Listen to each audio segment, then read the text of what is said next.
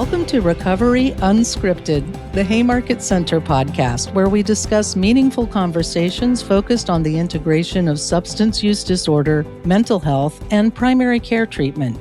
Today, we'll get an inside look at Haymarket Center's intensive trauma recovery retreats for first responders.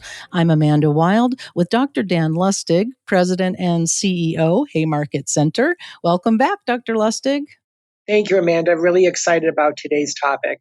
Well, for that, we are joined by police psychologist, Dr. Kammie Juzwin. Dr. Juzwin, thank you so much for being here.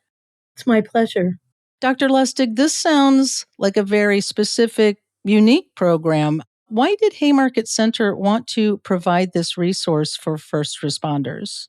So, Amanda, it happened really truly based off of an article that I read several years ago in which first responders who, based on the trauma that they've experienced, typically 30% of them commit suicide when they retire.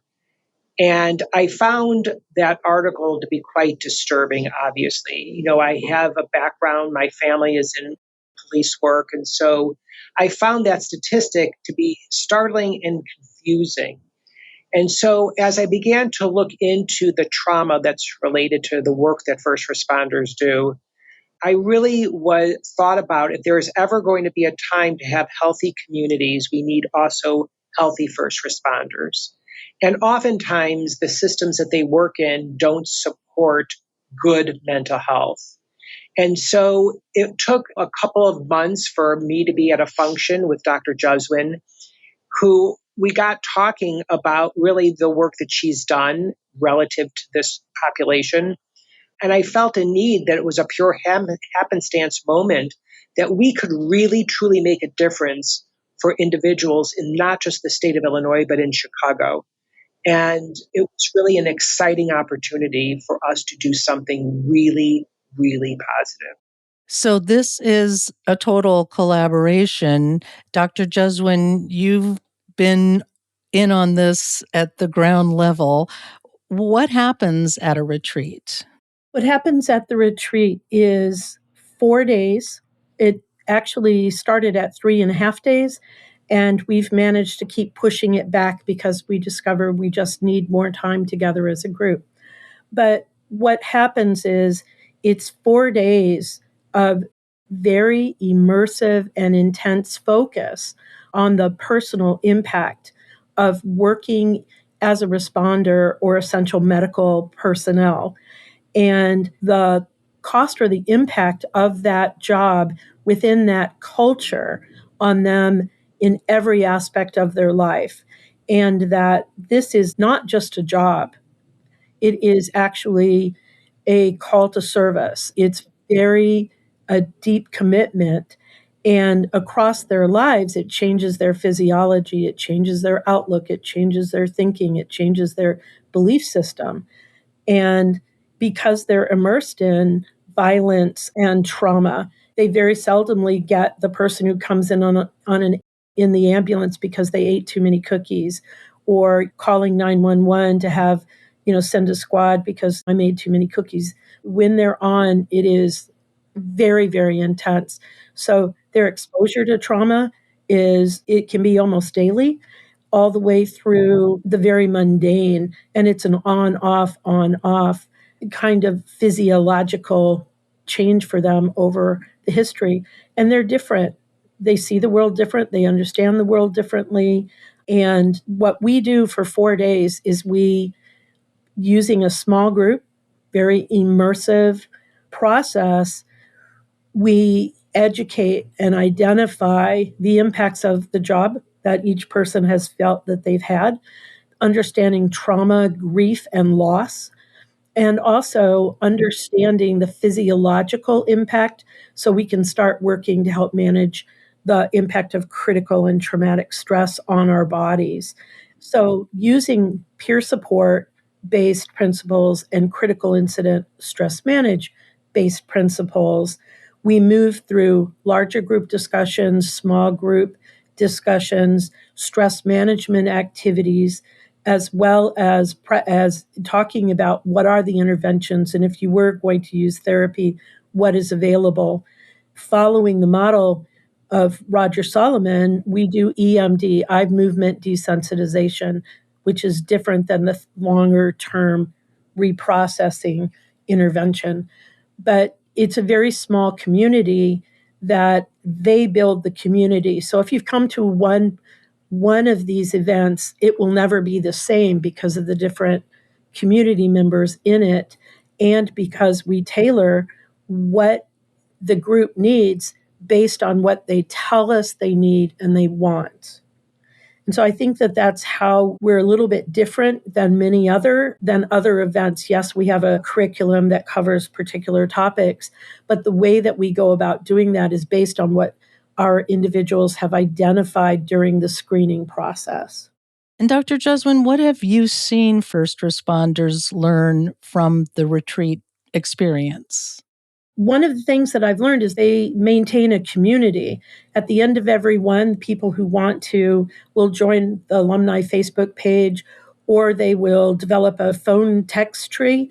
We have small community groups from 4 years ago when we first started who are still getting together as peers. Several of them have an ongoing Bible study. And it's interesting how they talk about that these are bonds that are formed during healing, not bonds that are formed through trauma. And so it's what we have seen is people leave lighter. As a matter of fact, we ask them to take their picture the very first day that they come, and we ask them to take their picture right before our closing group ceremony. And then we asked them to look at it. And we had one woman who said, "Oh my God, this is better than Botox." She goes, "There are no lines on my face." And you see the group, they're lighter. They understand that their body is releasing grief, that if they want to fight the stigma, they are the equipment to fight that stigma. I'm going to talk about it and I'm going to heal and I'm going to move forward.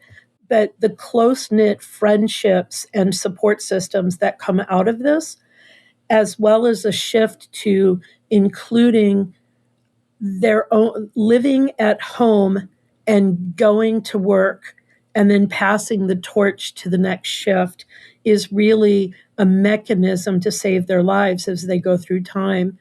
And then to also really seriously reconnect with what do they want and what do they need for themselves as a person off duty across their career. And so that they actually begin career shifting or career transition right then and there during the retreat, so that they start building on something to look forward to instead of going back over and over and over and over to be exposed to more trauma and more moral injury, etc. Dr. Lustig, is the stigma that Dr. Juzwin is talking about that first responders face similar to the addiction stigma that you have talked about previously? Are there similarities there? There's a lot of similarities to, stigma again is what blocks people from getting the help that they need. And it shows up in many different forms. It can show up on the job, it can show up in the environment, and it can show up in the family. And the similarities, again, block that person's opportunity for growth and healing. Stigma remains the number one cause of death for people who have substance use disorders. And it's not that far behind for those that suffer from mental health disorders. So it's a very similar aspect, but the key thing is us trying to get people the help that they need to start the journey of healing. If I can add to that, many of our first responders really struggle with not understanding that they may have crossed into post-traumatic stress injury as well as PTSD in some cases, and many of them use substances, especially alcohol, gambling, relationship, or exercise to stop feeling numb and to stop the pain. So there is a lot of similarity, and that dual set of problems is something that we have to look at. What are you doing to manage or cope? And because they often change their physiology the adrenaline. They'll joke, some of them that will joke that they're adrenaline junkies when in fact they're chasing the high of the pleasure of the excitement. And your body doesn't recognize the onset of the course, like what started it. It just knows it's getting this chemical dump into their brain, and they become kind of addicted to that rush. And it's that rush that they're experiencing that, believe it or not, are some of the variables that lead to individuals attempting suicide, because it is this kind of what is a term in the field called psych ache. And this is when an individual continues to do things that are either bad for them or allows them to continue feeling pain and pain and pain until it becomes not painful anymore because they get numbed from it. Those are symptoms and signs you don't want to see in individuals when they continue to do things, activities that not just are a rush, but bring pain to them because they become inoculated to levels of pain as they continue through their journey. So it's very serious level of learned behavior that can oftentimes be missed by family members. And family members may see anger, cynicism, disillusionment, detachment, and the anger really often motivates people to move and to do something. But in a first responder situation, when they feel that lack of control or lack of self-agency, the anger has nowhere to go. And you have to keep it together at work. And so it sort of leaks out in other places.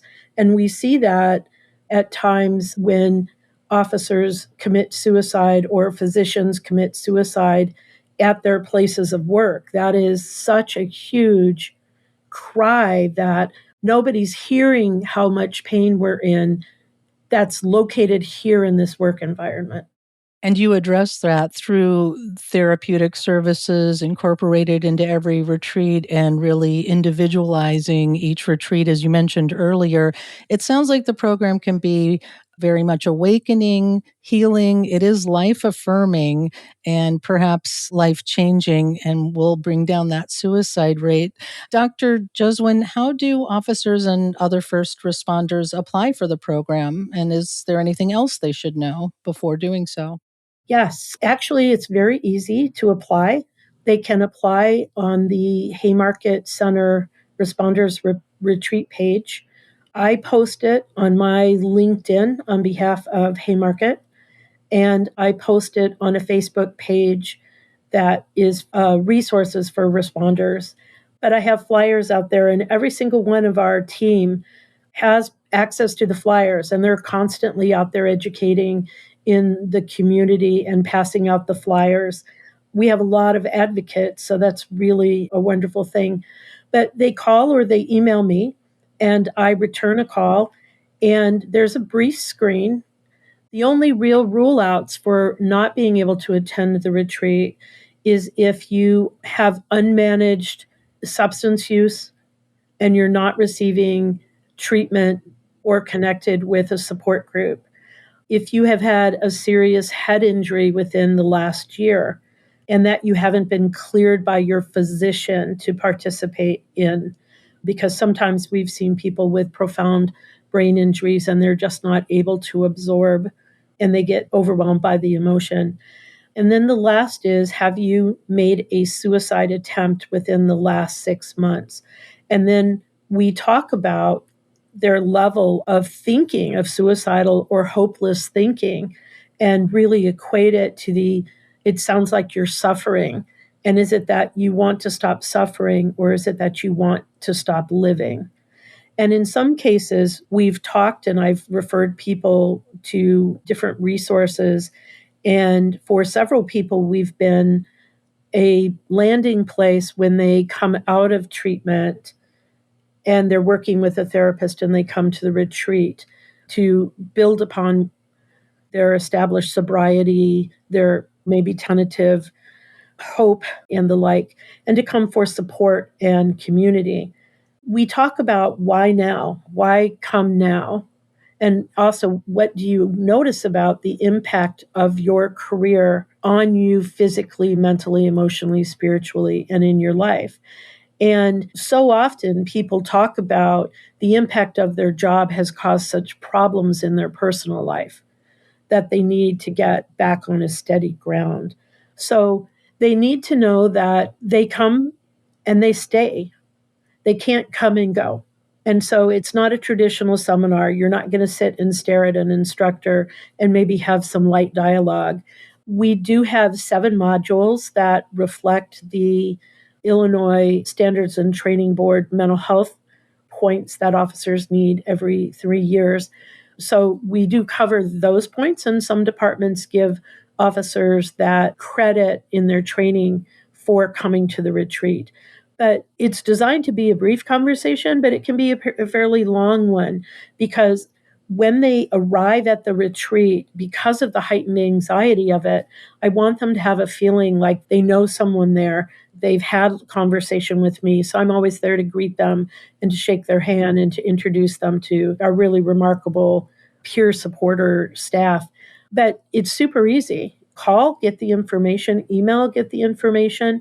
If you want contact with someone who's gone before, I have previous participants who said, yes, please give out my name and number, and I'd be happy to talk to that person.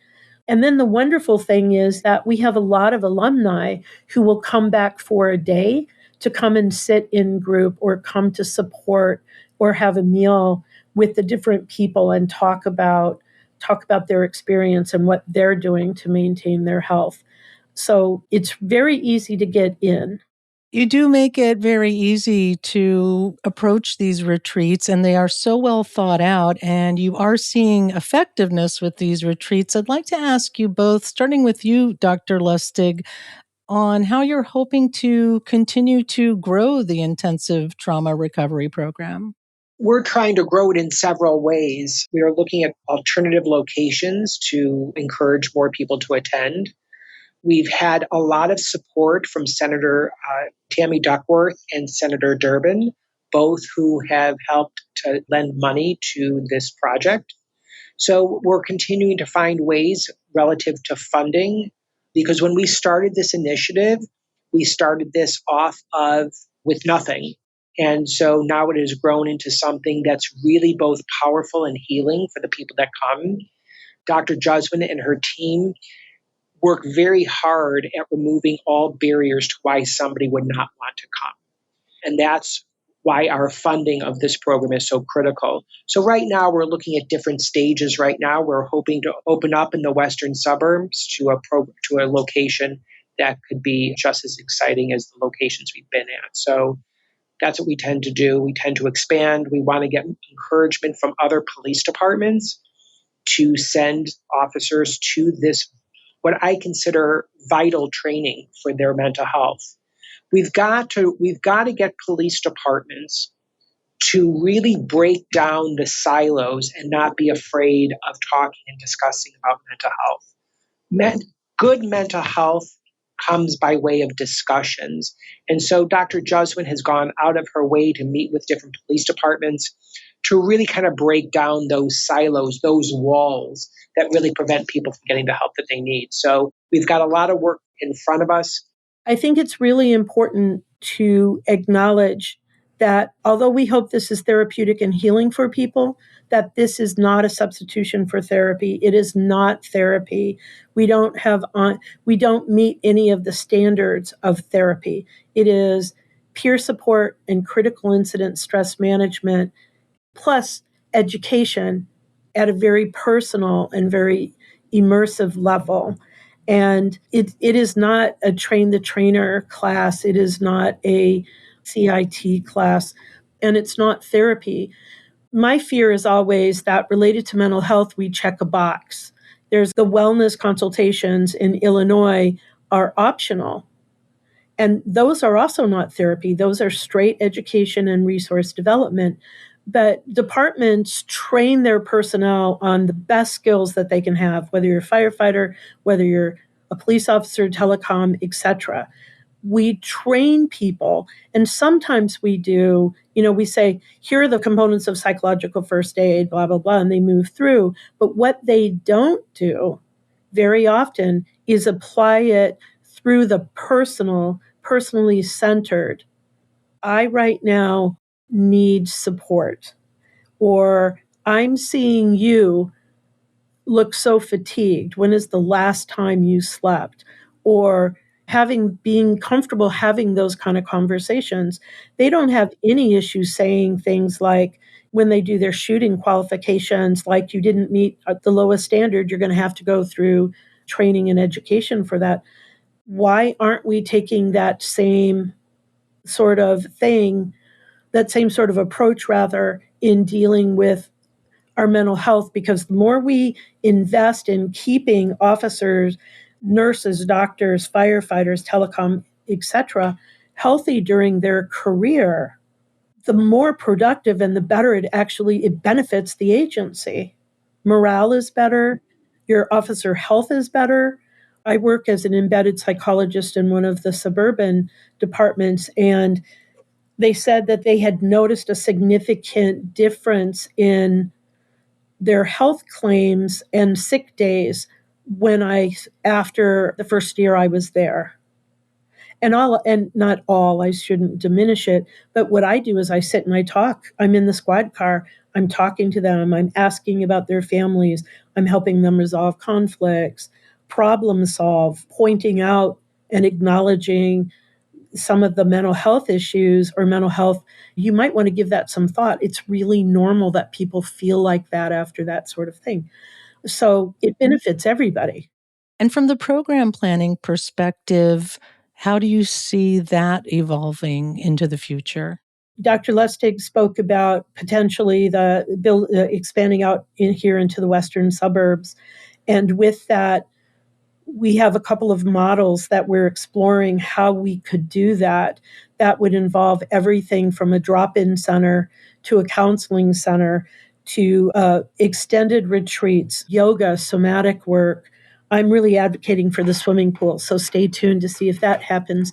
But healthy nutrition, a place to go for true respite and retreat and for counseling if that's what you need, and a drop-in place to go to if you're just getting off of a rough shift and you need a transition before you go home.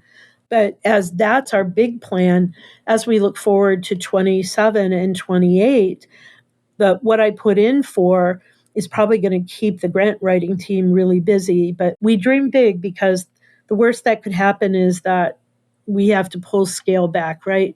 But we want to continue with our traditional 4-day immersive program that runs Sunday through Wednesday afternoon, keeping our census capped at 14.